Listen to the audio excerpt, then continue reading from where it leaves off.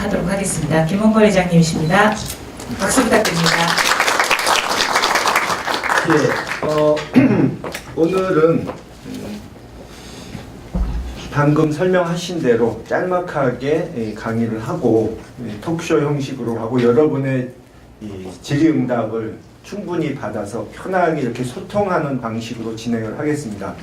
전에 보니까 이 강의 형식으로 딱딱한 내용의 강의 형식으로 길게 하면 좀 지루할 수가 있고 또 오늘 내용은 그 돌아가신 저희 아버님 김대중 대통령님의 리더십에 대해서 하는 것인데 그분의 정치 역정에 대해서 다 얘기하려면 뭐 오늘 저녁까지 얘기해도 끝이 안 나기 때문에 짤막하게 요즘 우리가 많이 관심을 가지는 한반도 정세와 관련된 부분 위주로 일단 강의를 하도록 하겠습니다. 방금 말씀드린 대로 김대중 대통령님께서 오랜 세월 정치를 하셨고 많은 여러 가지 업적을 남기셨는데 그분의 그런 성취 뒤에는 김대중 대통령이 이 원칙과 철학을 자신의 원칙과 철학을 철저히 지켜갔던 것이 있었습니다. 항상 그분이 말씀하신 것이 무엇이 되느냐보다 어떻게 사느냐가 더 중요하다 이 말을 하셨는데 그 뜻은 그러니까 성공과 실패와 상관없이 자신의 철학과 원칙에 충실한 삶을 살아야 하고 그렇게 살면 그것은 성공한 삶이다. 모든 사람이 다 사업에서 성공하고 자기 직장에서 최고의 위치까지 승진할 수는 없지만 자기가 정한 길을 묵묵히 가서 남들에게 부끄럽지 않은 삶을 살았다면 그것은 성공한 삶이다. 이런 뜻이죠. 근데 요즘 이제 정치인들에게 원칙이나 철학 이런 얘기를 하면은 그건 옛날 얘기고 지금은 실용주의로 가야 된다. 이런 말을 합니다. 근데 실용주의도 원칙과 철학이라는 바탕이 없이 실용주의만을 고집한다면은 결국 무슨 일을 하더라도 일관성 없이 그때그때 이리저리 흔들릴 수밖에 없습니다. 그래서 실용주의도 원칙과 철학이 바탕이 돼야만 힘을 가질 수 있다는 것입니다. 그러면 김대중 대통령님께서 항상 지키시려고 했던 원칙과 철학이 무엇인가를 말씀드리자면은 이제 당연히 최우선적으로 민주주의죠. 그러니까 그분이 정치를 하신 이유도 정말 빈약하고 흔들리던 우리나라의 민주주의를 바로잡겠다는, 민주주의를 바로 세우겠다는 뜻으로 정치를 시작하신 것이고, 민주주의가 확실하게 확립이 돼야 경제도 건전하게 발전할 수 있고 문화도 융성시킬 수 있고 복지도 증진될 수 있다 하는 굳은 믿음을 가지셨던 것입니다. 그래서 이 90년대 중반에 싱가포르의 리콴유 총리가 동양에는 서양식 민주주의란 맞지 않는다. 동양은 뭐 독재를 찬양한다고는 차마 말을 못했지만 동양에는 이 전체주의적인 어떤 서양과는 다른 집단주의적 이런 정치 문화가 오히려 다 맞는다. 그것이 동양의 문화이고 그것이 우리의 숙명이다. 이런 식으로 말을 했을 때 그것에 대해서 정면으로 반박하시면서 민주주의란 것은 세계 어디에서나 보편적인 것이다. 아시아에도 민주주의 사상은 옛날부터 있어 왔다. 중국의 성인도 백성의 행복을 실현시키지 못하면 군왕을 백성이 내쫓을 수도 있다. 이런 얘기를 했듯이 이 전체주의적 그런 독재의 문화가 우리의 숙명이 아니고 민주주의가 숙명이다. 이렇게 주장을 하신 바가 있습니다. 그리고 결국 그 후에 이 강압적인 독재를 하던 아시아나 중동의 국가들에서 민중들에 의한 민주화 바람이 일어난 것을 볼 때 그분의 주장이 옳았다는 것을 우리가 알 수 있습니다.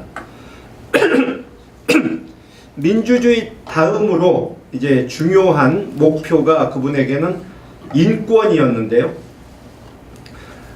재임 기간 중에 인권위원회, 여성가족부, 또 4.3 진상규명, 의문사 진상규명위원회, 민주화 운동의 명예회복 이런 걸 통해서 인권을 증진시키는 그런 업적을 남겼습니다. 그리고 경제에 있어서는 민주주의와 시장 경제의 병행 발전을 추구했습니다. 다시 말해서 단순히 경제 발전만을 추구한 것이 아니고 시장의 기능을 보완하는 국가의 역할이 중요하다는 것을 항상 강조하시고, 그렇기 때문에 사회 정의 실현하고 분배의 정치를 강조하셨고, 기초생활보장제 같은 생산적 복지 이론을 내놓으신 것입니다. 또 그분에게서 중요한 원칙이 하나가 평화주의입니다. 비폭력과 관용, 대화와 화합의 정치를 항상 실천하셨습니다. 그 산물이 햇볕 정책인 것입니다. 동아시아에서의 평화체제와 지역 공동체 건설을 위한 동아시아 평화 구상을 꾸준히 추진하셨고, 그 결과로 노벨 평화상을 받으신 것입니다. 그 원칙과 철학을 지키면서 사는 데 있어서 여러 가지 어려움이 따를 수밖에 없는데, 그 어려움을 이겨낼 수 있었던 것은 그분이 항상 긍정적으로 사고하고 긍정의 힘을 믿었기 때문입니다. 감옥에 가고 선거에서 여러 차례 낙선하셨어도 항상 긍정적인 사고를 버리지 않으셨고 어느 누구도 원망을 하시지 않으셨습니다. 어려운 상황이 닥쳐도 이 상황을 어떻게 내가 유리하게 반전시킬 수 있을 것인가, 또 이 상황이 단점만 있는 것이 아니고 나에게 줄 수 있는 장점도 있다. 그것이 과연 무엇인가? 그것을 항상 생각하신 것입니다. 그 김대중 리더십의 원칙과 철학을 가장 잘 보여주는 것이 햇볕 정책이라고 할 수 있는데요. 그 햇볕 정책의 근원을 한번 생각해 보면, 이제 햇볕 정책을 왜곡해서 얘기하는 사람들은 그것이 집권 후에 이제 북에 이 물자를 좀 퍼주면 그들이 우리 말을 잘 들을 것으로 생각하고 급조해낸 그런 정책인 것처럼 폄하해야 되지만, 사실은 굉장히 오랜 동안 연구해서 나온 정책인 것입니다.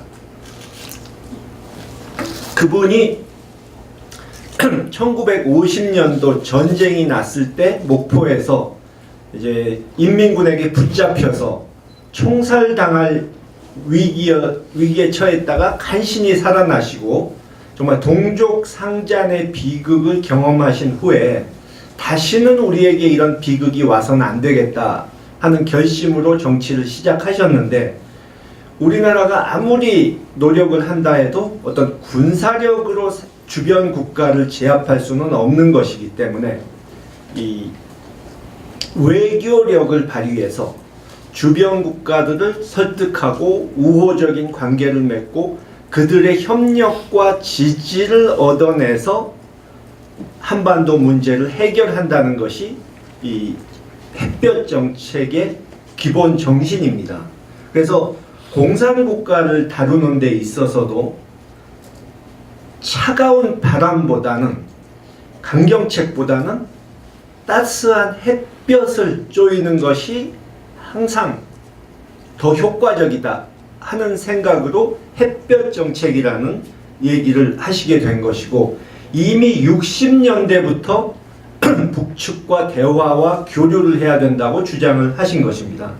근데 그 당시에는 굉장히 그게 위험한 발상이었습니다.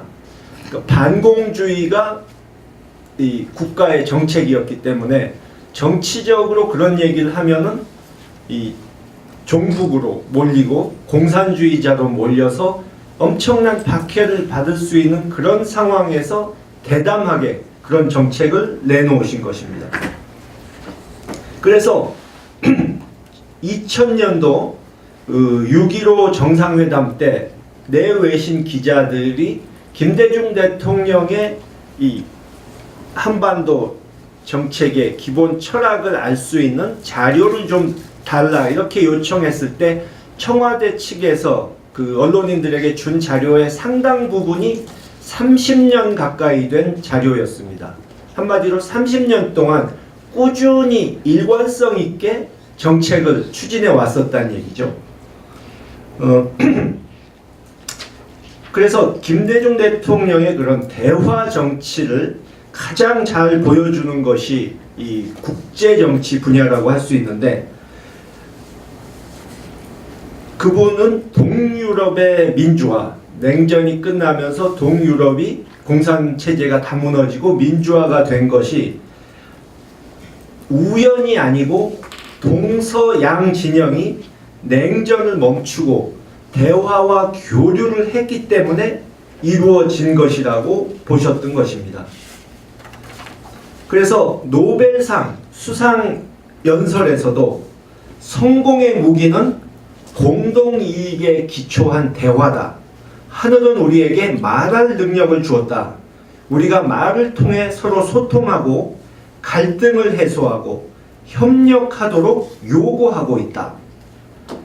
또 역사적 교훈을 통해 우리는 모든 갈등을 평화적 대화를 통해 공동이익의 기반 위에서 해결해야 한다는 것을 배웠다.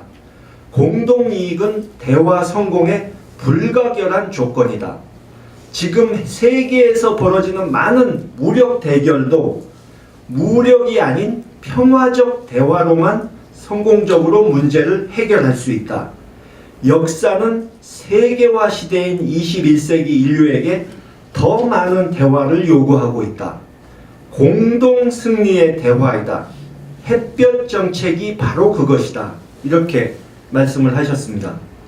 이런 철학이 있었기 때문에 북한을 향해서 악의 축이라고 공격하면서 전쟁 불사 의지를 보였던 이 미국의 부시 대통령을 1년 이상 꾸준히 설득을 해서 대화는 친구하고만 하는 게 아니다. 때로는 악마하고도 대화할 수 있는 것이고 평화를 위해서는 누구와도 대화할 수 있다. 이렇게 얘기를 하면서 부시 대통령의 아버지가 부통령으로 모셨던 미국의 레이건 대통령의 예를 들면서 레이건 대통령도 구소련을 악마의 제국이라고 비난했었지만 꾸준히 대화는 했다. 그래서 결국 동구권의 냉전을 허물었다. 이런 얘기를 하면서 북한과 대화할 것을 설득했고, 결국 부시 대통령이 2002년 가을에 한국에 와서 이 도라산역을 방문하게 하고 북한 선제 공격을 포기하겠다. 또 북한과 대화를 하겠다. 북한에 식량 지원을 하겠다. 이런 선언을 하게 만들 수 있었던 것입니다. 국제 정치에서 우리가 햇볕 정책을 얘기할 때 또 하나 빠질 수 없는 것이 있습니다. 98년 10월 김대중 오부지 공동선언입니다. 우리가 햇볕 정책을 생각하면 남북관계만 여러분들이 생각하실 텐데, 사실은 그 햇볕 정책은 아까 말씀드렸듯이 주변국과의 관계도 굉장히 중요시한 것이고, 특히 우리가 북한과의 갈등 못지않게 이웃 나라이면서도 가까운 이웃이면서도 먼 관계가 돼버린 일본, 과거사 문제 때문에 계속 갈등을 빚으면서 서로가 협력하지 못하고 그래서 양쪽이 다 윈윈할 수 있는 그런 교류도 제대로 하지 못하고 있는 일본을 상대로도 햇볕 정책을 펼쳐야 한다고 보셨던 겁니다. 그래서 지금도 제가 최근에 일본을 많이 방문했는데 지금도 일본 사람들 또 일본에 있는 제1교포들 국내에 있는 일본 전문가들은 20년 전 그 김대중 오부치 선언 시대가 한일 관계가 최고로 좋았던 시절이다. 그때로 돌아가야 한일 관계가 풀린다. 이런 얘기를 하고 일본 국회의원들이 저에게 20년 전 일본 의회에서 김대중 대통령께서 하셨던 연설을 지금도 잊을 수 없다. 이렇게 얘기를 해주는 사람들이 많습니다. 98년에 그 김대중 오부치 선언은 일본이 처음으로 공식 문서에 총리 명의로 식민지배 사과를 넣었고 21세기 한일 파트너십 공동선언을 발표해서 한일 관계를 미래지향적으로 이끌어 나가자, 발전시키자 그렇게 합의한 것입니다. 그때 중요한 것이 우리가 일본 대중문화 개방 선언을 했습니다. 국내에서 그것을 두고 상당히 논란이 있었습니다. 일본의 저질 문화만 들어오고 그런 저급한 문화가 우리 시장을 잠식할 수 있다. 우리에게 불리할 것이다. 이런 우려가 상당히 많았습니다. 그때 김대중 대통령께서는 확고한 입장을 가지고 국민들을 설득했습니다. 우리 민족이 문화적으로 그 정도를 버텨낼 수 있는 저력은 충분히 있다. 수천 년 동안 우리가 중국의 영향을 받으면서 살았지만 우리는 중국에 동화되지 않고 우리만의 문화를 지켜왔다. 그러니까 외국에서 들어온 문화를 우리식으로 개량해서 발전시킬 수 있는 능력을 우리는 갖고 있다는 뜻이죠. 또 워낙 우리가 민족성이 타고난 그 교육열이 있고 또 강대국에 대한 저항 정신이 있기 때문에 일본 문화와의 경쟁에서 결코 우리가 지지 않을 것이다. 그런 자신감을 가지셨던 겁니다. 그래서 문화는 서로 교류를 해야 발전한다. 쇄국주의로 가면 그건 같이 망하는 길이다. 이렇게 결론을 내리셔서 결국 김대중 오부치 선언 직후에 1차 한류가 시작되고 일본에서 한국 문화, 음식 이런 데에 대한 관심이 높아지고 또 대중문화의 우리 대중문화의 본격적인 수출이 시작됐습니다. 최근 언론 보도를 보면 우리가 K-팝이 일본에 수출되는 그 액수가 일본 음악이 우리나라에 들어오는 것보다 20배가 많다고 합니다. 바로 이 지도자의 결단이 이런 것을 만들어냈다고 할 수 있는 것입니다. 그러니까 결국 리더가 자기 나라 역사, 문화, 국민에 대한 확고한 믿음이 있어야 된다는 뜻이죠. 김대중 대통령께서 외교적으로 이렇게 다양한 성과를 낼 수 있었던 원동력은 세계 각국의 문제에 관심을 가지고 세계를 무대로 활동을 하셨기 때문입니다.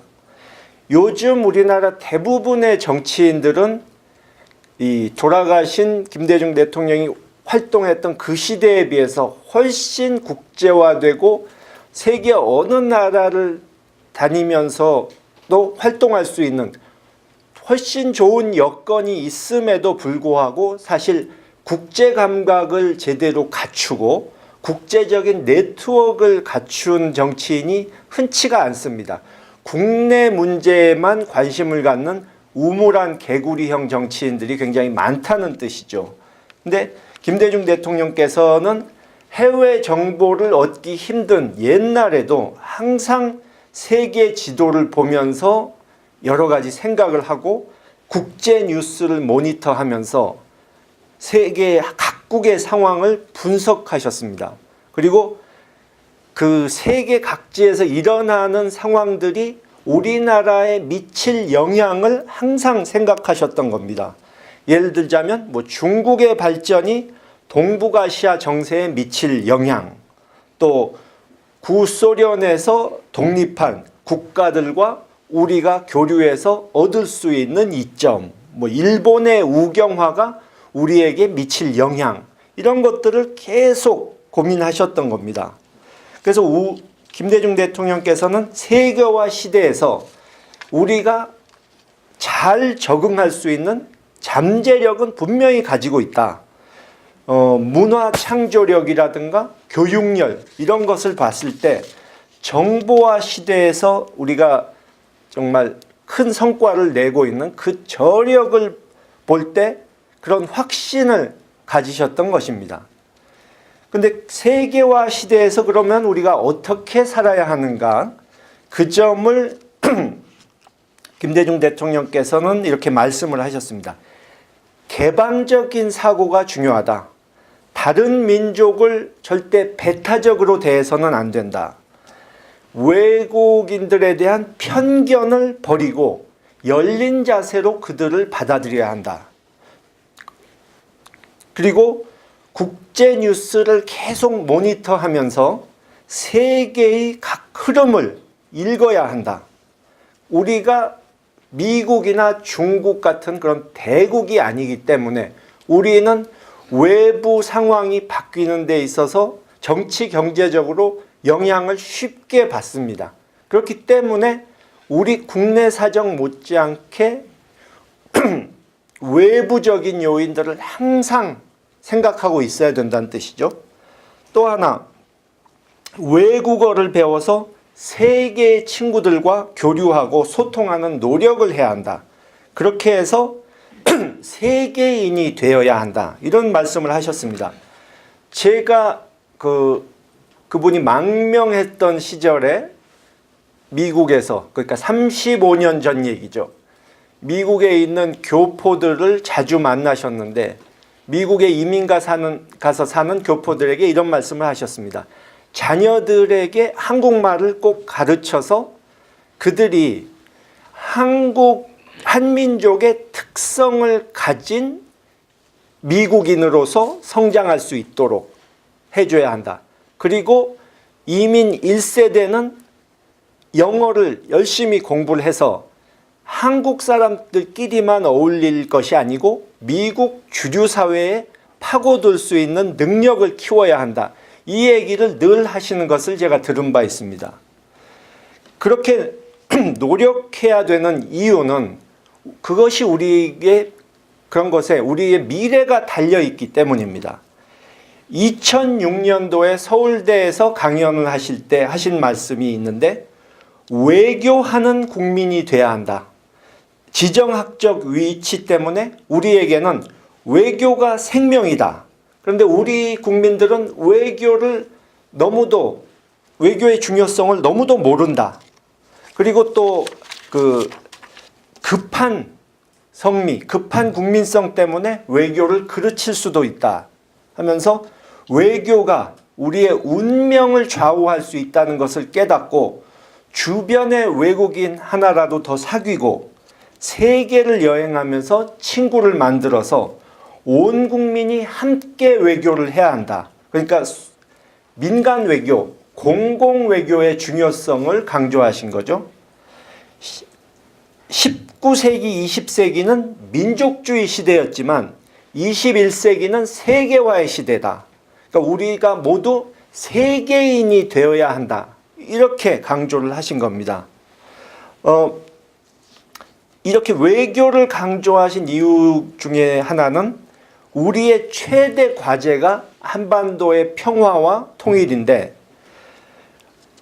우리의 평화 통일이 주변 국가들 사람들이 봤을 때 자신들에게도 이익이 된다고 생각해야만 그들이 한반도의 평화체제 구축과 통일을 도와줄 것이기 때문에 그렇게 말씀하셨던 것입니다.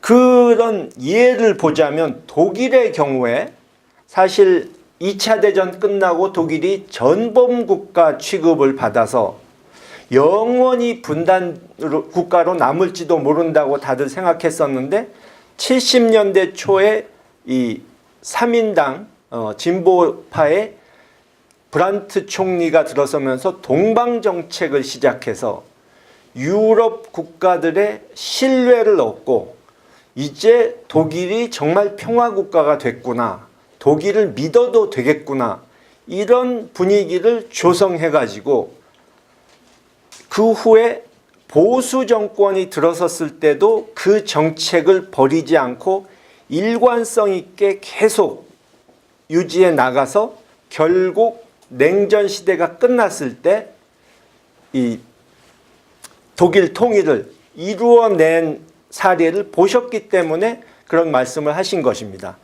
그 당시에 이 독일이 정말 20여 년간 외교력을 제대로 발휘했는데 그때 주축의 역할을 했던, 핵심 역할을 했던 분의 표현을 빌자면 먹구름이 계속 끼어있던 하늘에 잠시 구름이 걷히고 햇볕이 비췄을 때 우리가 그것을 놓치지 않고 통일을 이루어낸 것이다, 이런 말을 했습니다. 그래서 지금 독일은 그렇게 현명한 외교를 했기 때문에 통일을 이룸과 동시에 유럽을 주도하는 핵심 국가가 된 겁니다. 결국 우리도 독일처럼 하늘이 기회를 줬을 때 그것을 놓치지 않고 잡아내는 그런 슬기로운 판단을 해야 된다는 얘기입니다. 우리 스스로가 노력을 하지 않는다면 주변 국가 누구도 우리를 도와주지 않을 것입니다. 결론적으로 현대의 리더는 이런 글로벌한 감각과 비전을 가지고 미래를 예측하면서 동시에 현실적인 문제에 제대로 대처를 해나갈 수 있어야 되고, 국민이 미래를 제대로 개척해 나갈 수 있도록 앞장서서 선도하는 그런 역할을 해줘야 하는 것입니다. 그래서 세계인으로 살아가는 리더십이 필요한 것입니다. 일단 여기까지 하고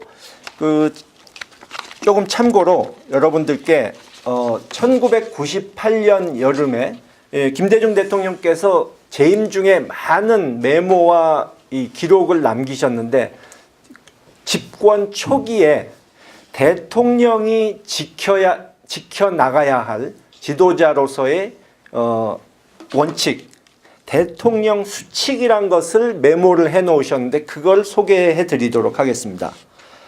그 중에 일부를 말씀드리자면, 사랑과 관용, 그러나 법과 질서를 엄수해야 한다.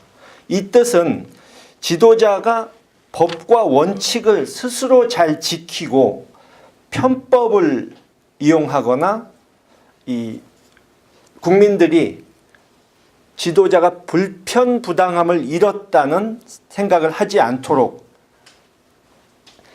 이 자기의 자리를 이용해서 특정인에게만 온정을 베푼다든가 이런 것을 하지 않고 원칙을 지켜야 한다는 얘기입니다.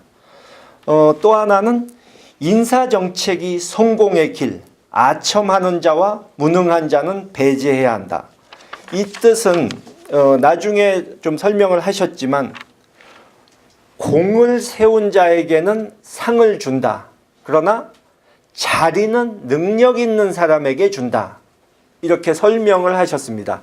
다시 말해서 이제 정치적으로 과거에 공을 세운 사람에게 이 신세를 갚는 것은 할 수 있지만, 중요한 자리, 국가의 운명을 좌우하는 중요한 자리들에는 공만 크다고 보낼 수 있는 것이 아니고 능력이 돼야만 보낼 수 있다 하는 뜻이죠.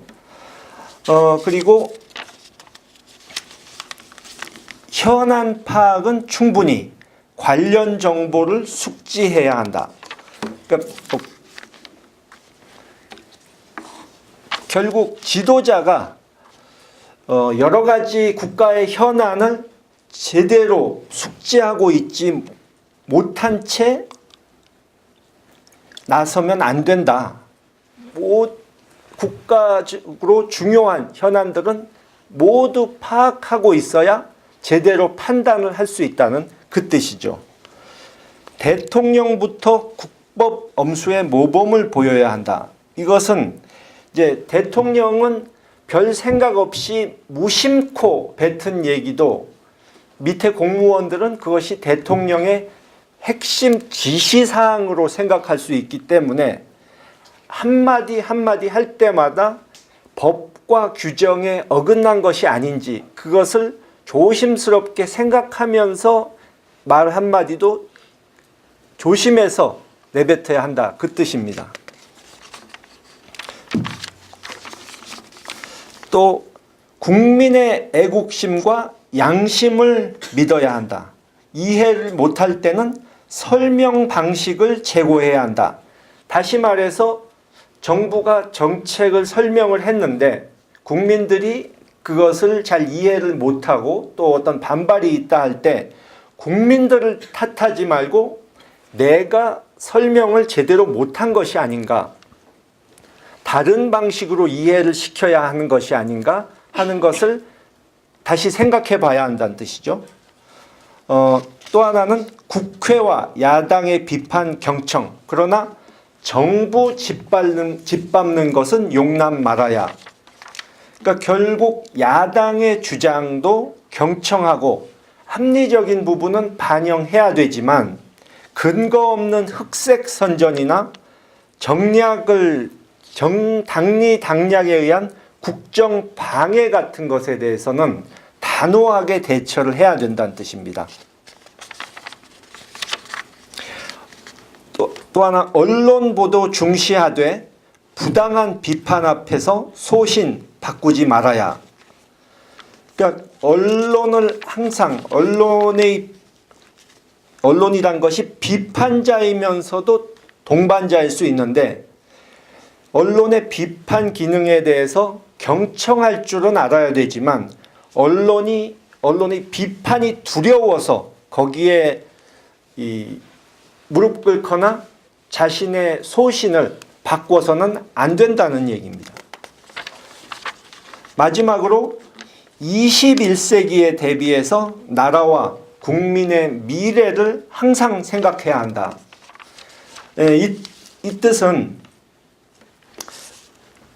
국민들에게 우리에게 닥쳐온 21세기가 지난 세기와 어떻게 다른지 계속 설명을 하고 21세기는 산업사회였지만 20세기는 산업사회였지만 21세기는 지식정보사회이고 국민국가, 민족국가 시대와 다른 세계화 시대란 것을 국민들에게 알리고 과거와 전혀 다른 사회를 우리가 지금 경험하고 있는데 이 조류에 제대로 대비해야 성공할 수 있다.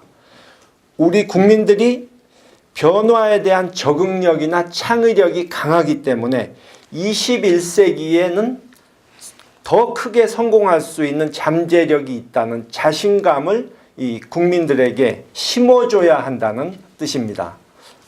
일단 강의는 여기까지 하겠습니다. 아무래도 당사이다 보니까 네. 좀 딱딱한 분위기가 있는 것 같아요. 네. 이제 2부 토크를 시작하도록 하겠습니다. 제가 소개를 먼저 드릴게요. 저는 더불어민주당에서 전 디지털 대변인을 역임을 했고요. 지금은 가짜뉴스 특위, 저희는 허위 조작 정보 특위에서 대변인직을 맡고 있는 김빈이라고 합니다. 반갑습니다. 예, 김홍걸 대표님, 김홍걸 대표님이라고 부르겠습니다. 대표 상임이장님이신데요. 김홍걸 대표님의 강연 잘 들으셨죠? 네. 네.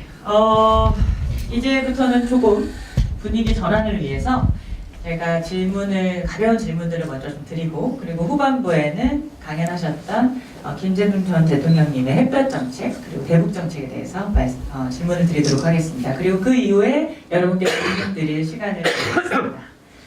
회장님, 안녕하셨어요? 네, 좀 자주 뵙습니다. 굉장히 바쁘신 것 같던데 요즘 어떻게 지내셨는지 한번 말씀해 주시겠어요? 네.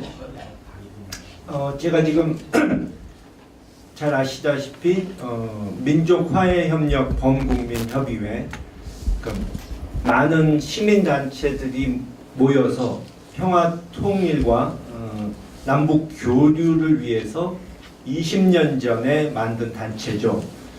이것도 돌아가신 저희 아버님 김대중 대통령께서 남북 교류를 하는 데 있어서 정부의 역할뿐만 아니라 민간의 역할도 아주 중요하다는 것을 강조하셔서 네. 20년 전에 이 단체가 만들어질 수 있도록 후원을 해주셔서 생긴 것인데 네. 요즘 이제 남북 관계가 좀 풀려가면서 금년 하반기부터는 굉장히 북측과 접촉이 활발하고 할 일이 많아지고 있습니다. 예, 맞습니다. 그래서 보니까 지난 7월 그리고 9월 그리고 11월까지 북한을 3번 다녀오셨던데 또 왜 이렇게 3번이나 가신 건가요? 7월에는 저희 민화협 차원에서 이제 북측을 방문해서 일단 앞으로의 민간 교류의 방향을 논의하고 또 이제 요즘 뭐 상당히 이슈가 되고 있지만 일제 강점기에 강제 동원됐던 분들이 그 중에 상당수가 아직도 유골이 일본에 남아 있고 아직 어디에 얼만큼 묻혀 있고 뭐 어떤 곳에 이 화장된 유골이 보존돼 있고 이것도 파악이 충분히 다 안 된 상태고 네. 이래서 그런 것들을 과거에는 남북이 따로따로 그 문제에 접근을 했는데 예. 이제는 남북이 그것을 공동으로 하자 하는 것을 합의하고 왔고요. 9월 달에는 이제 잘 아시다시피 평양 정상회담 때 특별수행원으로 참석을 했었고 얼마 전 11월 초에는 이제 10년 만에 처음으로 대규모의 이 인원이 금강산에 들어가서 북측 민화협과 함께 민간 행사를 치르고 거기서 내년 3.1절 100주년을 맞아서 이 독립운동사, 과거사, 강제징용 이런 부분에 대해서 우리가 서울에서 토론회를 남북이 같이 갖자는 것에 합의하고 또 앞으로 남북 간의 교류를 활성화하기 위해서 사회문화교류 공동위원회를 만들자 하는 것에 합의를 하고 왔습니다. 네. 좀 말씀만 드리니까 굉장히 궁금한데요. 이렇게 특히 11월 3, 4일은 최근 방문으로는 가장 대규모인가요? 300명 정도 다녀오셨다고 하는데. 예, 지난 10년간 그렇게 대규모로 다녀온 것은 없었죠. 네. 그래서 관련해서 사진을 좀 준비하셨다고 하는데 보시면서 다시 제가 질문을 좀 하도록 하겠습니다. 슬라이드 넘겨주시겠어요? 예, 7월부터의 사진이 나오는 것 같습니다. 예. 네, 계속 넘기시고. 적어도 되나요? 네, 제가 넘기도록 하겠습니다. 네. 여기는 어딘가요? 저기 뾰족하게 나온 것이 아마 이제 그 옛날에 짓다가 자금 때문에 이 공사가 중단된 네네네. 호텔일 겁니다, 저게. 그렇군요. 그럼 아직 완성이 안 된 건가 보죠? 예, 아래층만 조금 사용한다고 들었습니다. 인테리어를 못해서. 그렇군요. 네, 여기는 어딘가요? 예, 인민문화궁전이라고 하는 곳이죠. 이게 빨리 넘기겠습니다. 이제 북쪽에 보시면 조금 예전보다는 택시도 늘고 좀 화려한 건물들이 늘어나고 네온 사인 같은 것도 보이고 야경 같은 게 보이는 것이 과거와 좀 달라진 점입니다. 그러니까 전기 사정이 예전보다 낫다는 뜻이죠. 네. 에너지라든가. 네. 이런 것도 보이고요. 예, 이것은 평양 교원대인데 이 남쪽에서 방문객들이 많이 가는 곳인데 그 학생들 그러니까 교사가 될 학생들을 양성해내는 그런 곳인데 상당히 교육 수준이라든가 시설이라든가 그런 것이 훌륭해서 저희 방문한 일행들이 놀랐습니다. 교육 수준이 훌륭하다고 하는 건 어떤 측면에서 그렇게 느끼셨던 건가요? 그러니까 제재도 불구하고 여러 가지 실험을 위한 이 기구라든가 장비가 잘 돼 있고 이 학생들이 수업하는 수준도 우리나라 학교들에 못지않게 상당히 높은 수준의 수업을 하는 것을 볼 수 있었습니다. 그렇군요. 그러니까 북쪽도 역시 같은 민족이기 때문에 교육열은 굉장히 높은 거죠. 그렇군요. 네, 알겠습니다. 교원대학이었고요. 여기도 교원대학인 것 같고요. 네, 여기는 북한의 국회라고 할 수 있는 최고인민회의 의사당 아닙니다. 저기 규모가 상당한 것 같은데. 공산주의 국가들이 보통 국가 기관들은 굉장히 웅장하게 짓습니다. 규모를. 우리 국회의 우리 국회의사당 건물 한 두세 배는 될 겁니다. 와, 굉장히 큰 거네요. 저 지금 김일성 그리고 김일성 주석과 김정일 위원장 저기 저 크기도 굉장한 동상 거겠죠. 네, 근데 사진 찍을 때 절대 우리 몸이 저 동상을 가리게 찍으면 안 됩니다. 거기서는. 네, 저런 식으로 찍어야지. 항상 같이 나오게. 우리 머리가 예를 들어서 김정일 위원장 동상에 뭐 다리를 가린다든가 이렇게 하면 안 됩니다. 예, 북측 민화협의 김영대 회장과 만났던 사진입니다. 이번 11월 달에 다시. 이거는 저 7월 달에 합의문 작성할 때. 모습인 것 같고요. 9월 사진. 이게 평양공항에서 이제 환영 행사 하던 장면. 7월에는 중국을 통해서 들어가셨던 걸로 그렇습니다. 알고 이제 이번에는 이제 직항으로 가셨죠.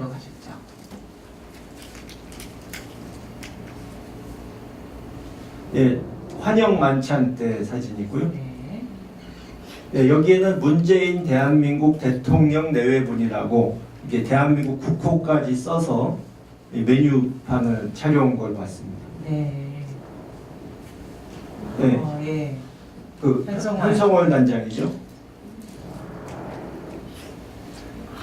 북한의 이제 이 평양에서 영재 교육을 하는 만경대 소년 궁전 어린 학생들의 모습입니다. 굉장히 뛰어난 인재들을 많이 키우고 있습니다.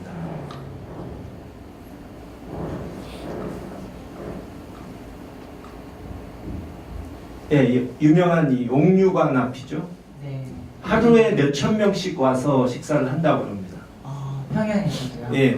워낙 대형 식당이고 그러니까 엄청나게 많은 양의 냉면을 이제 파는 거죠.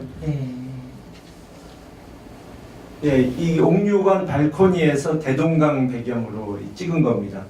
과거에 평양을 많이 가셨던 분들도 이 평양 거리가 훨씬 이 과거보다 밝아지고 고층 건물이 많이 생겼다는 얘기를 하시는 거 들었습니다.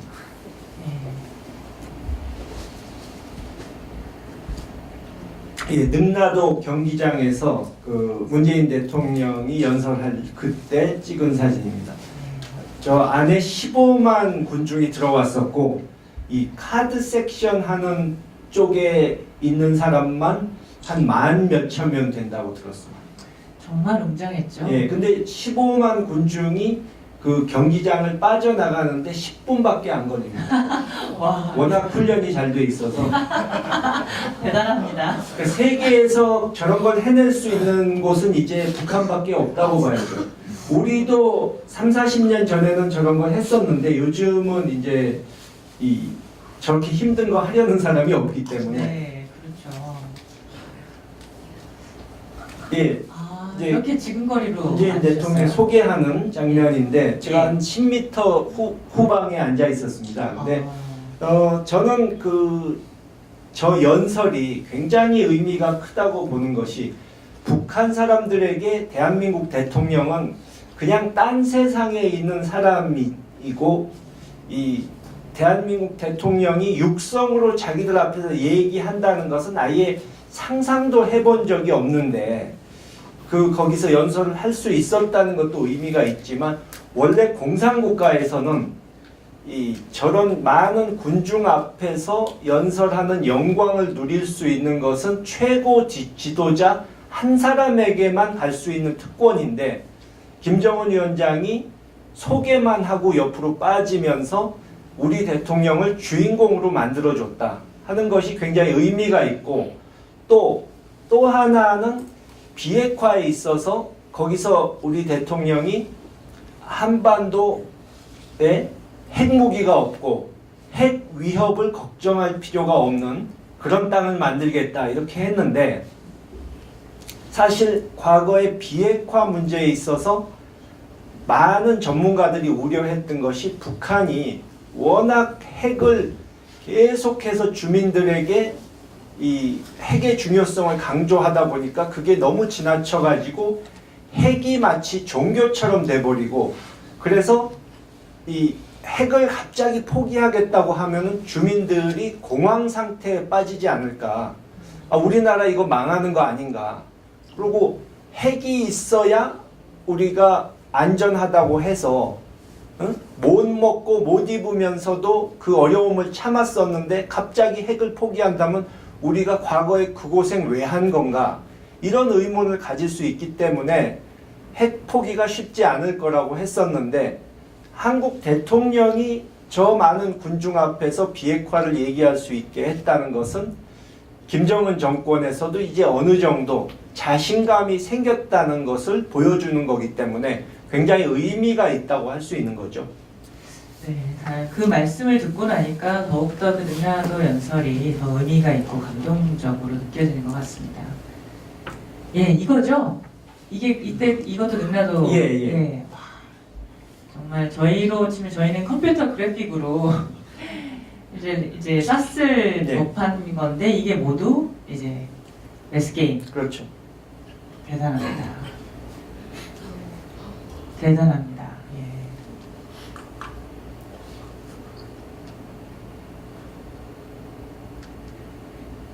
예, 이제 백두산에서 밑에 내려본 모습입니다.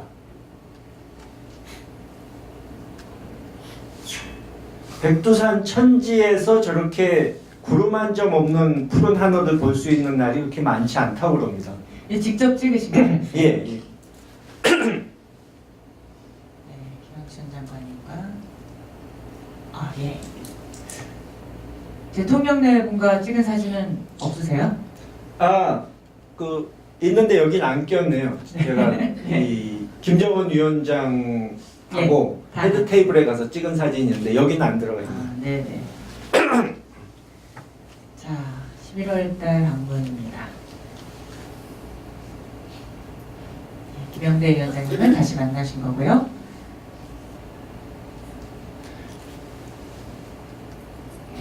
이번 금강산 행사는 이제 거기서 무엇을 합의하고 왔느냐 못지않게 더 저는 의미를 두는 것이 우리 남쪽 민화협 사람들과 북쪽 사람들이 이렇게 짧은 기간에 사실 북측과는 무슨 전화 통화를 할 수도 없고 중간에 만나서 협의하기도 쉽지 않기 때문에 팩스만 주고받고 불과 행사 이틀 전에 사전 답사를 우리가 가서 그 사람들과 이제 행사에 대한 협의를 할 수가 있었는데 우리 남쪽에서 보면은 사실 있을 수가 없는 얘기죠. 그렇게 어려운 조건에서도 일을 만들어냈는데 그렇게 같이 일을 하면서 이 경험이 쌓이고 신뢰가 쌓였기 때문에 내년에는 그것을 바탕으로 더 큰 행사들을 만들어낼 수 있을 것 같다는 좀 자신감을 갖게 된 것이 가장 큰 수확이라고 할 수 있습니다. 네. 이게 행사장 모습이고요. 여긴 남북 청년 대표단의 공동 선언문 낭독이네요. 그렇죠? 제가 잘 아는 이유는요. 저도 이번 11월 달에는 동행을 했습니다. 그래서 이 모습을 지켜볼 수가 있었는데요. 예, 공연 모습이고요. 남남 북녀라고 그랬는데 이번 공연 때는 북쪽의 남성 그 가수들이 오히려 체격도 좋고 인물도 좋아서 예. 제가 공감하는데요. 이분 때문입니다. 이분. 예, 이분이랑 저 사진 찍었는데요. 정말 우리나라 예. 아이돌 못지않게 예, 그래서 멋지셔가지고. 저도 그걸 보면서 아 남남 북녀란 게 항상 맞는 말은 아니구나 그런 생각했습니다. 이분들도 다 미인이시고 정말 탁월하셨는데 예, 그렇습니다. 저는 이제 부분별 상봉 이제 남측과 북측이 5개 분야로 나뉘어서 회의를 하는 모습이죠. 예, 여기 제가 있습니다. 네, 여기 있습니다. 남북의 청년 대표단들이 모여서 마찬가지로 어떤 식으로 남북의 교류를 이어나갈 것인가에 대한 논의를 했습니다. 예, 노동 분야였고요. 농민 분야, 종교 분야. 예, 그리고 이제 회의를 마치고 나서 만찬.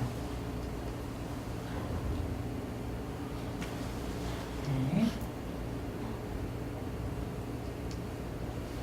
예, 이제 3.1포 올라가는 장면이죠.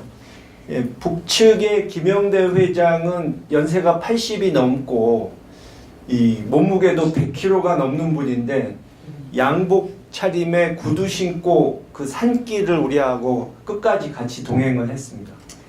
아, 이게 이제 보면은 아까 만찬 사진 있었잖아요. 이 만찬 다음날 아침입니다.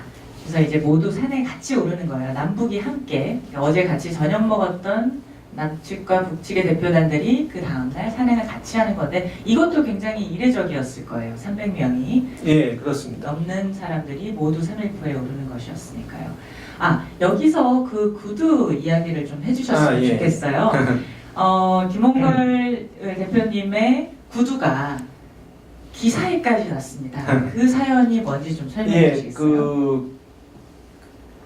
정상회담 갈 때 이제 제가 그냥 평소에 신는 편한 구두 그걸 신고 가서 백두산을 올라가고 천지까지 내려가고 네. 그러면서 이제 보니까 백두산 거기는 좀 흙이라기보다 허연 이 마사토 비슷하다고 그래야 되나? 네. 그러니까 내려와 보니까 허연 먼지가 잔뜩 묻었더라고요. 근데 네. 그래도 역사적인 순간에 백두산에 가서 흙먼지를 묻히고 왔기 때문에 이제 아까워서 닦질 않고 집에다 모셔다 뒀다가 네. 또 이번에 역사적인 금강산 상봉에 가서 또 금강산 흙을 밟고 네. 다시 또 집에다 모셔놨습니다.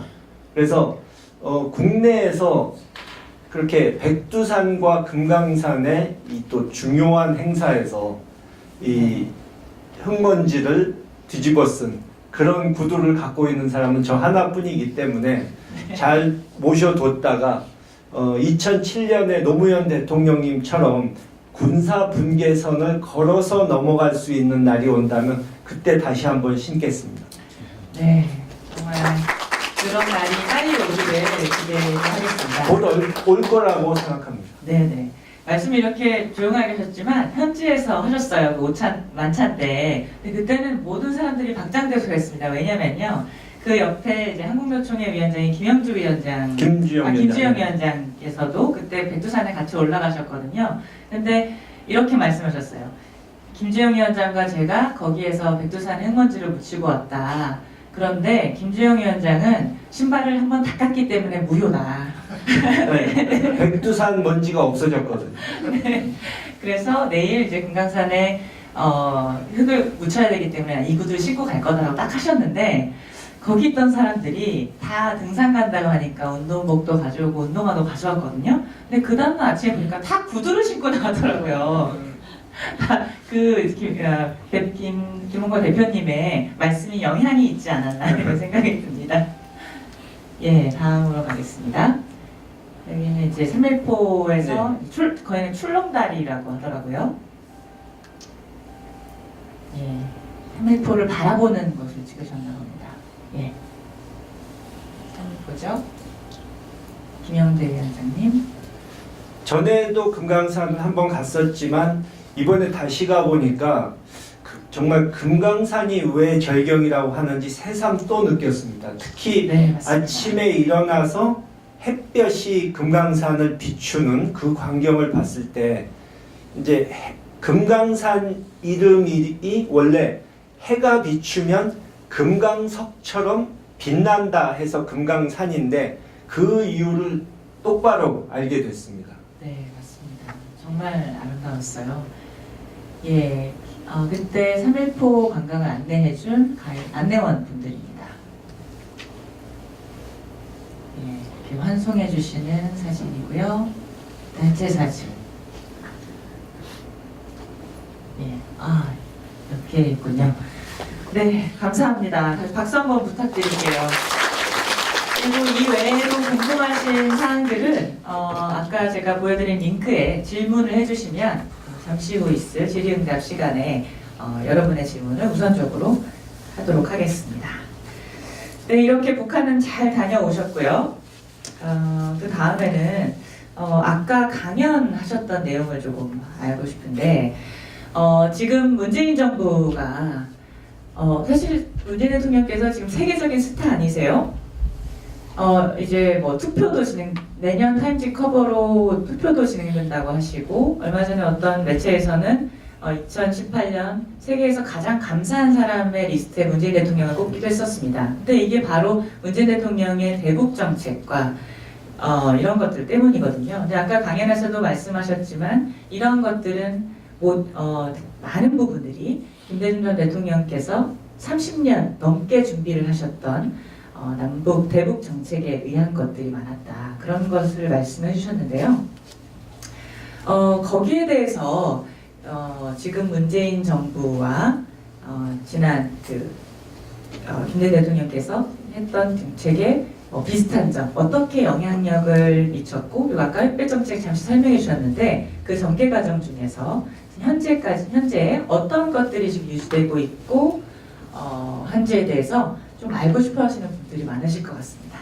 예, 근본적으로 지금 현 정부의 정책은 이제 햇볕 정책의 기본 철학을 충실히, 특히 문재인 대통령께서 이제 미국은 물론이고 주변 국가들의 협조, 또 세계 각국의 이 지지를 받아서 이 한반도 평화 체제를 만들어 나가려고 노력하시는 그 부분이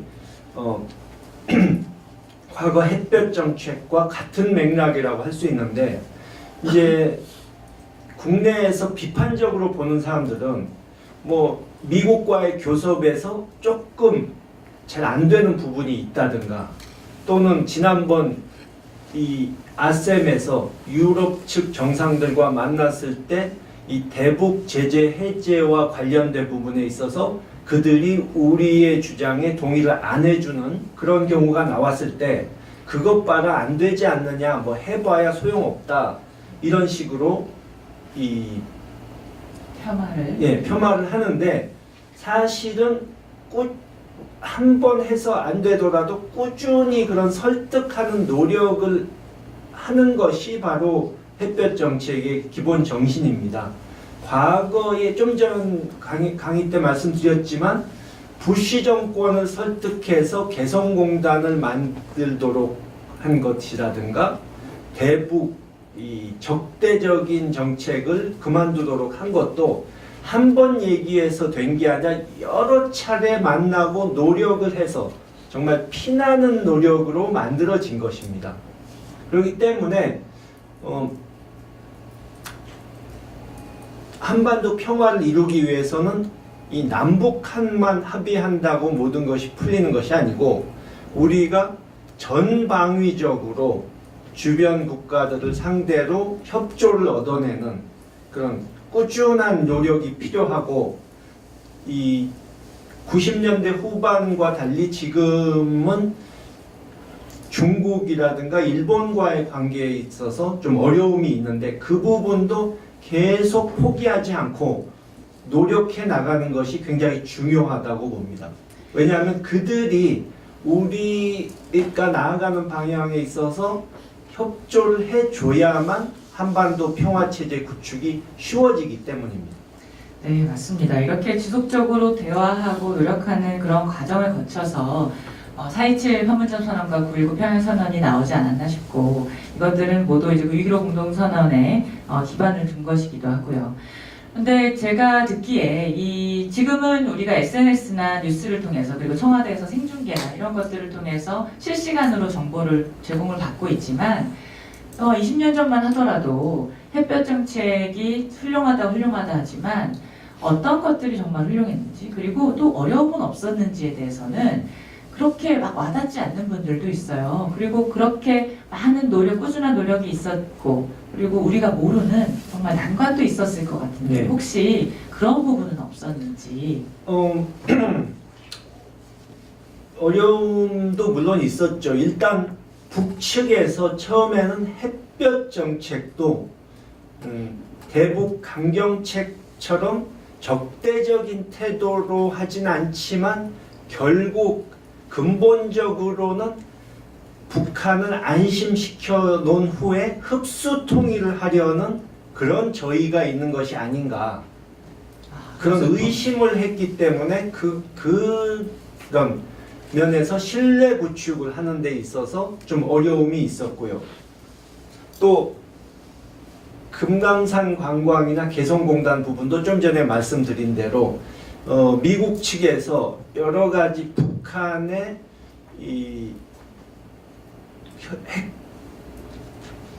핵 문제라든가 미사일 문제 이런 걸 들면서 반대를 해서 그것을 설득해 나가는 데 있어서 굉장히 어려움이 많았던 게 사실입니다. 근데 다행히 그때는 지금보다 좀 나았던 부분은 미국과 중국의 갈등이 그리 심하지 않았고, 또 말씀드린 그 김대중 오부치 선언을 처음에 하면서 일본으로부터 전폭적인 지지를 받을 수 있었기 때문에 상당히 그 점에서는 유리한 게 있었죠. 근데 가장 어려웠던 순간을 꼽자면은 이제 6.15 정상회담을 했을 때라고 할 수 있는데, 여러분들이 잘 아시지만 금년에 있었던 4.27 회담 또 9.19 회담은 그때는 불과 몇 시간 정상 간의 얘기 나눈 후에 이 공동 성명이 나왔습니다. 왜냐하면 네, 사전에 고위급 회담에서 이미 조율이 다 돼 있었기 때문에 안심하고 가서 대화를 나누고 성명을 내놓을 수 있었던 거죠. 그렇죠. 근데 6.15 때는 완전히 깜깜이식 정상회담. 그러니까 그렇군요. 호랑이가 있는 굴에 그냥 혈혈단신으로 들어가야 되는 그런 상황이었습니다. 그 전임 대통령들이 있을 때도 북측과 남북 정상회담 얘기가 오간 적이 있는데 항상 그때 북측에서 뭐 사전에 의제 조율은 없다. 회담을 하고 싶으면 그냥 평양으로 와라. 이런 식이었습니다. 그래서 다른 대통령들은 그거 갔다가 잘못되면 정치적으로 타격이 너무 크기 때문에 그것이 두려워서 결단을 못했는데 저희의 경우는 이제 그런 이 불확실성을 무릅쓰고 평양을 가셨던 거죠. 의제 설정도 없이 어떤 예. 이야기를 나눌지에 대해서 전혀 사전에 논의가 되어 있지 않은 상황에서 날짜는 잡아놓고 그렇죠. 올 테면 와라 예. 식으로 거기서는 통보를 해왔고, 또 김정일 위원장을 만났을 때도 첫날 만나니까 우리가 이렇게 만난 것 자체가 의미가 큰데 무슨 뭐 공동 합의문까지 꼭 내놔야 되느냐 이런 태도로 나오는 바람에 거의 만 이틀을 설득해서 그 6.15 공동선언이 나올 수 있게 한 것입니다. 참 대단합니다. 저희는 그 장면만 기억이 나요. 이제 딱 내려서 걸어오시고 김정일 위원장이 김대중 대통령의 손을 아주 격하게 환영하는 그 장면을 저희는 기억하지 않습니까? 근데 그 장면 전에 그러한 어떻게 보면 숨겨진 사연이 있었네요. 근데 그래도 이 김정일 위원장을 그렇게 설득할 수 있었던 것은 제가 항상 이 얘기를 정치인들에게 하는데, 그러니까 대통령이 되는 것만 우리 보통 대부분의 정치인들은 생각하고 네. 대통령이 된 후에 무엇을 할 것인가는 계획이 없는 사람들이 많아서 네. 대통령 된 후에 실패하는 정치인들이 뭐 세계적으로 봐도 많은데, 예. 그러니까 그분은 준비를 충분히 하고 대통령이 되셨기 때문에 그게 달랐던 것이라는 거죠. 그러니까 이 6.15 회담 전에 가상 김정일, 그러니까 김정일 위원장 역할을 대신할 사람을 앉혀놓고, 그것도 이 과거 정권, 군사 독재 정권에서 정보기관에 있었던 사람. 예. 저희 아버님 김대중 대통령을 종북으로 생각했던 그런 사람을 데려다 놓고 가상 정상회담까지 했습니다. 그래서 그 사람이 그렇군요. 들어보더니 이렇게 준비가 잘 되신 줄 몰랐다. 네. 난 저 사람 빨갱이인 줄 알았더니 아니다. 이런 말을 할 정도가 됐었고, 사실 그 전에도 심지어 감옥에 계셨을 때도 네. 머릿속으로 내가 북한의 지도자와 만난다면 무슨 얘기를 나눌까, 이것을 예. 항상 생각하셨기 때문에 네. 머릿속에서 가상 회담을 수천 번 하셨기 때문에 김정일 위원장을 만났을 때 이미 준비가 돼 있으셨던 거고요. 그래서 북쪽 사람들이 회담이 끝나고 난 다음에 우리 실무진에게 예. 김대중 대통령 정말 배짱 좋다, 우리가 네. 놀랐다, 이런 말을 했다고 들었습니다. 네. 정말 가장 대한민국, 아니 김수환 추기경께서는 이런 말씀까지 하셨거든요. 전 세계에서 가장 핍박받은 정치인을 꼽으라면 바로 김대중 전 대통령이다 라는 이야기를 하셨던 것만큼 정말 다사다난한 인생을 보내셨고 그만큼 위대한 업적을 이루셨습니다. 그리고 인동초라는 말씀에 걸맞게 그렇게 인고의 시간을 거쳐서 여러 가지 훌륭한 업적들을 남기셨는데요. 그 중에 하나가 또 3단계 통일론입니다. 네. 이 3단계 통일론이 1971년 때 처음 주장을 하셨고 계속 발전되어 온 걸로 아는데 이거에 대해서 한번 말씀을 좀 드리고 싶어요. 그러니까 3단계라는 것은 이제 두 가지가 있는데요. 그러니까 남북 간의 어떤 교류를 하는 단계에 있어서 처음에는 평화 공존, 평화 교류, 평화 통일, 이 3단계를 얘기하는 것도 있고, 또 하나는 통일을 해나감에 있어서 처음에는 남북 간의 연합체를 만들고 그 다음에는 연방으로 격상시키고 마지막에는 이제 하나의 정부로 통일해 간다 하는 그것이죠. 이제 결국 그분은 어떤 낭만적이고 감상적인 통일론자가 아니었습니다. 굉장히 현실적으로 판단을 하신 거고, 그러니까 하루아침에 통일이 되는 것은 가능하지도 않고 그것이 바람직하지도 않다는 것을 잘 알고 계셨고, 일단 평화적으로 공존하면서 교류를 하고, 이 어떤 요즘 문재인 대통령도 말씀하시지만 경제 공동체라든가 이런 식의 이 같이 공동으로 해나갈 수 있는 것을 먼저 찾아가면서 서서히 중앙정부의 이 권한을 그런 공동체에 하나씩 이양시켜서 예. 나중에 먼 훗날에 남북 양쪽의 동포들이 동의할 수 있는 시기가 오면 그때 통일을 할 수 있다. 예. 이렇게 보신 거죠.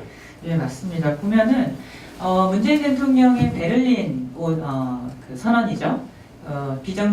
비정치적인 교류를 확대한다. 뭐 이런 것들이요. 사실 김대중 전 대통령의 3단계 통일론의 초기, 그 1971년에 주창하셨던 그쪽에 다 포함이 되어 있더라고요. 보면은 동족 간의 전쟁 중지를 약속한다거나, 비평화적 교류를 확대한다거나 해서 뭐 문화, 경제를 제외한 문화, 뭐 예술, 뭐 이런 것들을 교류를 확대해 나간다. 그때는 재미있었던 게 뭐 이런 것도 말씀하셨어요. 남북의 방송을 자유롭게 들을 수 있도록 한다. 지금 그거는 되지는 않았지만, 그리고 그때 UN 남북 동시 가입을 주창하셔서 그것도 이루어졌던 것이고요. 예, 그리고 다음으로 제가 넘어가 보면, 결국에는 이 6.15 공동선언의 정신이 8.27 판문점 선언과 9.19 평양선언의 토대가 되어왔고 그것들이 오랜 준비를 통해서 왔는데 지금 이 한반도 정세에 대해서 대표님께서는 개인적으로 어떻게 생각하시는지. 예, 지금 사실 북미 간의 협상이 좀 지지부진한 것은 사실입니다. 근데 그렇더라도 남북 관계를 개선해 나가는 작업은 계속 진행돼야 한다고 저는 봅니다.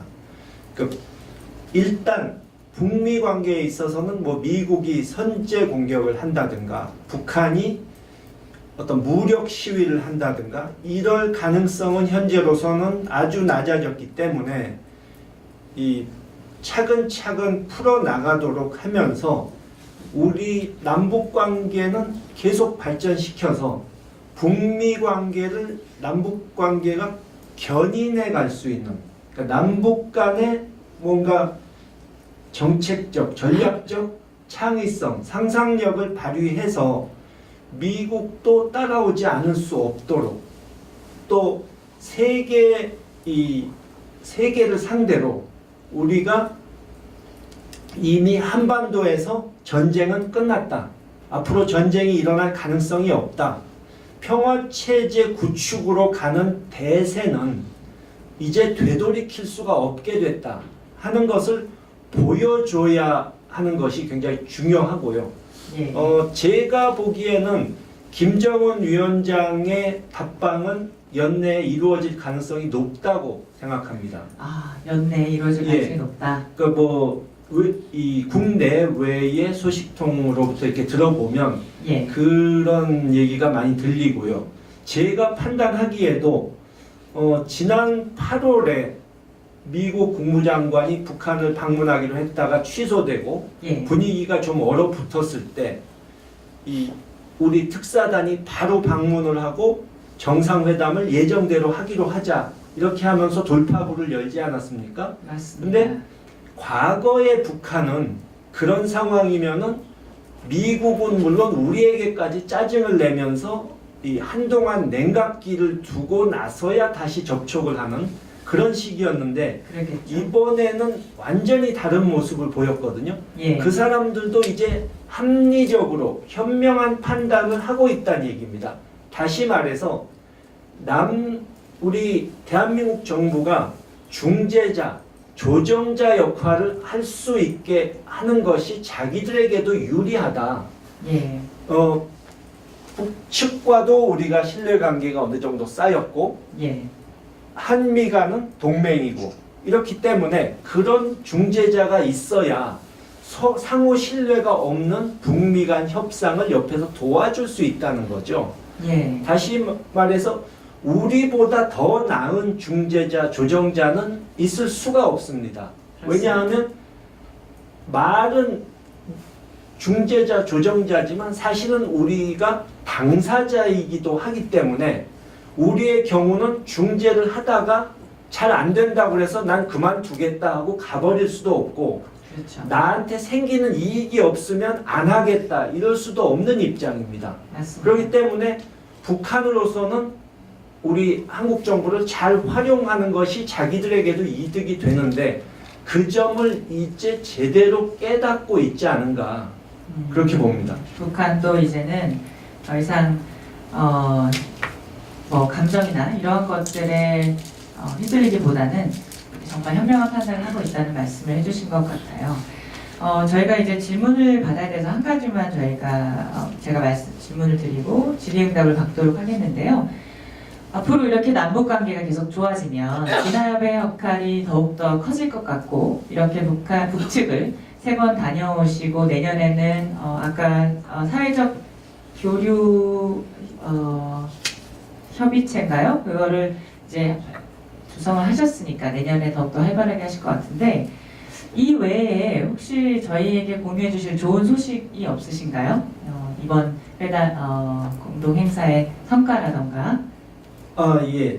뭐 아직 다 확정된 것이 아니라 다 밝힐 수는 없지만 내년에는 상당히 지금까지는 상상하기 힘들었던 큰 행사들이 남북을 오가면서 벌어질 수 있을 것이다 하는 기대를 하고 있고요. 저희가 또 뭐 장기적으로 추진하고 있는 과제는 엊그제 보도에서 보셨겠지만 남북한 철도 연결을 위한 지금 준비 작업이 시작되고 있지 않습니까? 예, 남북 공동조사가 예, 저는 시작되죠. 미국이 현재는 비핵화가 다 끝나기 전에는 뭐 조금도 양보를 못하겠다는 식으로 나오지만 결국은 북에서 이 트럼프 대통령이 나의 외교적 성과다 하고 자랑할 수 있는 어떤 것을 내어준다면 트럼프 대통령도 어느 정도 양보는 할 수밖에 없을 것이기 때문에 예, 내년 상반기에는 부분적인 제재 완화는 이루어질 것이고 예, 그렇게 되면서 이제 철도, 도로 이런 부분에 대해서 구체적인 논의가 있을 거라고 저는 봅니다. 또 그렇게 해야 북이 비핵화를 빨리 진행할 수 있는 동력이 된다. 그러니까 김정은 위원장이 경제를 내가 발전시킬 수 있다 하고 자랑할 수 있게 해줘야 비핵화도 빨리 진행된다고 보는데 그렇게 되면은 저희가 이제 구상하고 있는 것은 우리가 더 이상 섬나라가 아니다. 북방으로 연결되는 나라다. 이것을 이 만천하에 한번 과시하기 위해서 예, 뭐 우리 서울에서 출발하든 중국에서 출발하든 이 북한을 거쳐서 우리가 대륙으로 연결된 철도가 연결되는 맞습니다. 그런 모습을 한번 보여주려고 계획을 해가고 있습니다. 아, 그 역할을 미나협이 성공적으로 수행해내시기를 저희도 힘차게 응원을 드리겠습니다. 오늘 말씀 잘 들었고요. 지금부터는 질문을 좀 받도록 하겠습니다. 자유롭게 손을 들어서 질문을 해주시고요. 너무 저희 시간에 집중하시느라 그 링크에는 질문을 안 올려주신 것 같아요. 그래서 여기서 자유롭게 질문을 받도록 하겠습니다.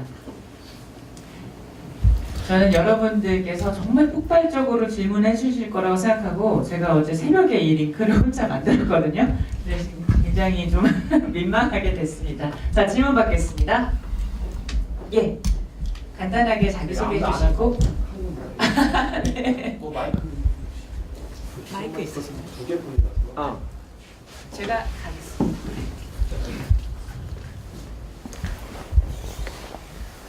네, 이제 시민 이상돈입니다.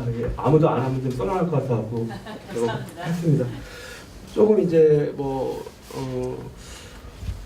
썩 그렇게 좋은 질문은 아니고요. 예, 우선은 그 미국의 그 루스벨트 대통령이 두 분 계시잖아요.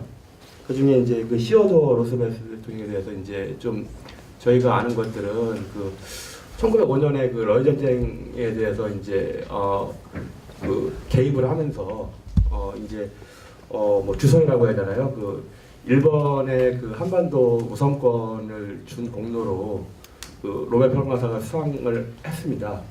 사실은 이제 그 우리 입장에서 보면은 그 강대국 중심의 그들만의 이익을 중심으로 한 평화 리그라는 이제 비판을 할 수가 있는데 그 김대중 대통령님께서는 이제 뭐 우리가 다 알고 있듯이 대통령으로서 노벨 평화상을 수상했는데 그때의 어떤 그 노벨 평화상에 대한 그 한국민에 대한 악연 같은 것들에 대해서는 어떤 그 뭐 고뇌나 그 회고가 없었는지 뭐 그런 게 좀 이제 가족이시잖아요. 그래서 그게 좀 궁금했습니다. 예, 뭐 노벨 평화상이 좀 잘못 수여된 경우도 가끔 있었죠. 하지만 그 2000년의 노벨 평화상 수상은 굉장히 의미가 컸는데 그것은 이제 돌아가신 저희 아버님께서 평생 동안 민주주의와 인권과 한반도 평화를 위해서 노력했던 부분을 국제적으로 인정을 받는다 하는 그 점이 굉장히 의미가 있었다고 봅니다. 왜냐하면 좀 전에 말씀드렸다시피 이 부시 대통령이 그러니까 저희 아버님이 그 노벨 평화상을 받으셨던 그 직전에 미국에서 부시 대통령이 집권을 하게 됐는데 들어오자마자 이제 북한에 대해서 적대적인 태도를 취하면서 강경책을 쓰겠다고 막 나갔거든요.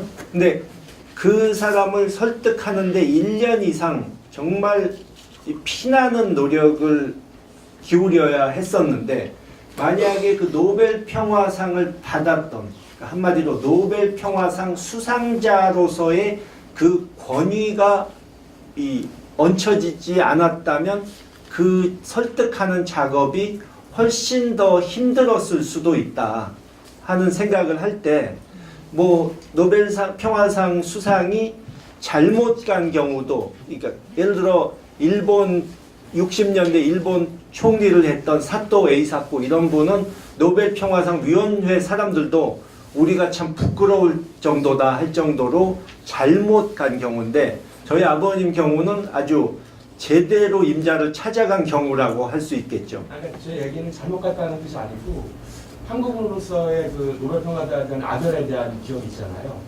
그 러일전 직후에 포츠담 그 조약을 주선한 루즈벨트가 수상하잖아요. 그 바람에 사실 한국의 시민제화가 이제 시작이 되는데 러일 전쟁과 포츠담 선언은 한참 떨어진 사건인데 중지하는 선언이잖아요. 포츠담 선언은 2차 대전 때이고 그 이제 포츠담 조약 포츠담이 아니라 포스머스 조약이에요. 포스머스 조약. 예. 네, 포스머스 조약. 포스머스 조약이 이제 중재를 하는 거잖아요. 그때 루스벨트가 이제 그들은 평화를 중재했다는 이유로 갔잖아요. 네, 제가 이제 말이 잘못 나왔고 포스머스 조약에 이제 중재 역할을 했다는 걸로 봤는데 사실은 그 조약이 한국인들한테는 한반도 식민지화가 시작되는 그 단초가 되잖아요. 이제 거기에 대해서 한국인은 사실 상당히 지금 이제 어떤 아픔이 있는 그런 이제 상이기 때문에 한국인으로서 어떤 그런 그 고뇌가 없었는지 그런 글쎄요, 그거는 한 100년의 세월 저 전에 이루어진 일이고, 그러니까 당연히 그 당시에는 식민주의라는 것이 당연시되는, 그러니까 약소국들의 권리를 존중해 주지 않던 시대에 벌어진 일이고, 이제 저희 아버님께서 받으셨던 2000년도는 이미 이제 그런 어떤 정치적으로 성공한 강대국의 지도자 이런 사람들 위주로 노벨 평화상을 주는 게 아니고 예를 들어서 지뢰 매설에 반대하는 시민운동가 또는 제3세계 인권운동가 이런 사람들에게도 주는, 그러니까 그런 노벨 평화상으로 완전히 노벨 평화상의 성격이 바람직한 방향으로 바뀐 후에 받으신 상이었기 때문에 100년 전의 것과 직접적으로 비교하기는 좀 어렵겠죠. 예, 저희 뒤에 마이크 좀 부탁드리겠습니다.